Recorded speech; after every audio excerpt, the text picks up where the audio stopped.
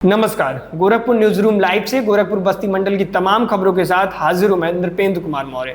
पहली खबर गोरखपुर से है, जहां पिछले दिनों हुई बालिका हत्याकांड को लेकर के सोमवार को पॉक्सो कोर्ट नंबर 2 में सुनवाई हुई। इस दौरान बालिका के पिता की गवाही ली गई, उसकी गवाही भी पूरी हो गई। बचाव पक्ष के chief legal and defence counsel Brajesh Singh और deputy chief legal and defence counsel Bhagat Gaur ने पिता से पूरी तरह जिरह की। उसके बाद अदालत ने अगली सुनवाई के लिए 27 अगस्त की तारीख तय की है। इस दिन बालिका की बड़ी बहन की गवाही होने की संभावना है। वहीं दूसरी खबर बड़हलगंज क्षेत्र, गोरखपुर के बड़हलगंज क्षेत्र में है, जहां विदेश भेजने यानी कोरिया में भेजने के नाम पर एक व्यक्ति से 12 लाख रुपए की ठगी की गई है। बड़हलगंज में विदेश में नौकरी दिलाने के नाम पर 12 लाख रुपए की ठगी का मामला आया है। अटौली गांव निवासी मुन्नालाल यादव की शिकायत पर पुलिस ने मंझरिया निवासी सोनू यादव और उसके परिचित कोलकाता निवासी सुजीत चक्रवर्ती के खिलाफ प्राथमिकी दर्ज की है। मामला यह है कि कोरिया में नौकरी दिलाने का पहले भरोसा दिया गया और फिर उनसे 12 से 13 लाख रुपए की मांग की गई। कुछ दिन बाद मुन्नालाल को बैंकॉक भेजा गया, जहां उन्होंने 4-5 दिन काम किया। उसके बाद फिर उन्हें भारत बुला लिया गया। उनके बाद बार बार पूछने पर वो जवाब नहीं देते थे, जिसके बाद पुलिस ने उन्होंने शिकायत की और 12 से 13 लाख रुपए की ठगी करने का आरोप लगाया है। वहीं तीसरी खबर बस्ती से है, जहां वाल्टरगंज थाना क्षेत्र में पति के देर आने को लेकर के पत्नी से विवाद हुआ। उसके बाद पति ने पत्नी को ईंट से कूच कर मार डाला। पुलिस के मुताबिक रविवार रात करीब 9 बजे पति फूलचंद घर पहुंचे। देर से आने के बाद उसकी 40 वर्षीय पत्नी किरण से विवाद हो गया। आरोप है कि विवाद के दौरान फूलचंद ने ईंट से किरण पर कई वार किए, जिससे मौके पर ही उसकी मौत हो गई। बेटे अमित के मुताबिक माता पिता की झगड़े की आवाज सुनकर आसपास के लोग इकट्ठा हो गए और इसी दौरान फूलचंद दीवार से कूदकर फरार हो गया।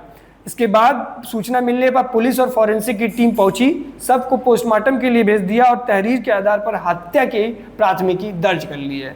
चौथी खबर कुशीनगर से है, जहां नवजात की मौत के बाद अस्पताल में हंगामा मच गया। कुशीनगर के कप्तानगंज के एक निजी अस्पताल में इलाज के दौरान नवजात बच्चे की मौत हो गई।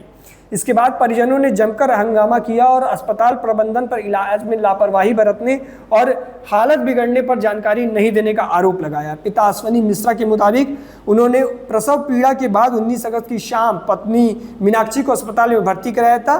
20 तारीख को सामान्य प्रसव से बेटी का जन्म हुआ, लेकिन उनके बाद आरोप है कि हल्का पीलिया बता करके बेटी का इलाज आईसीयू में रख दिया गया और फिर उनको कहीं भी ले जाने की अनुमति नहीं दी गई। सोमवार अचानक उसकी मौत हो गई, जिसके बाद परिजनों ने हंगामा कर दिया। वहीं आखिरी खबर देवरिया से है, जहां यूक्रेन में रूसी हमले में मारे गए अभिषेक यादव का शव गांव पहुंचा। उसके बाद हंगामा हो गया। मामला क्या है, जाइए समझते हैं। रुद्रपुर क्षेत्र के करमैल गांव निवासी अभिषेक निषाद का शव 35 दिन बाद रविवार रात गांव पहुंचा। 19 जुलाई को यूक्रेन में हुए रूसी हमले में मालवाहक वाहन में काम करते समय उनकी मौत हो गई थी। हमले के दौरान जहाज पर 17 लोग मौजूद थे।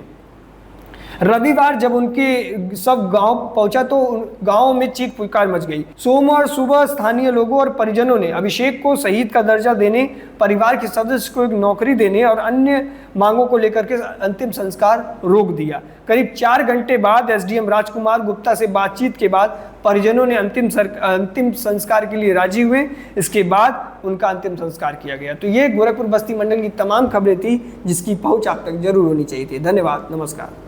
आपके राज्य की खबरें, आपके शहर की खबरें सबसे पहले जानने के लिए देखते रहें अमर उजाला। चैनल को सब्सक्राइब जरूर कर लें और पाएं हर अपडेट।